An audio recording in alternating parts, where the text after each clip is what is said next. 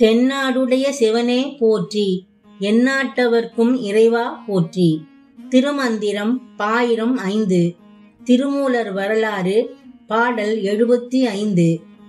இருந்த அக்காரணம் கேள் இந்திரனே, பொருந்திய செல்வ புவனாபதியாம் அருந்தவ செல்வியை சேவித்து அடியேன் பரிந்து உடன் வந்தனன் பக்தி நாளே. விளக்கம். யாம் தவத்தில் இருக்க முடிந்ததின் காரணத்தை கேட்டுக்கொள் இந்திரனே.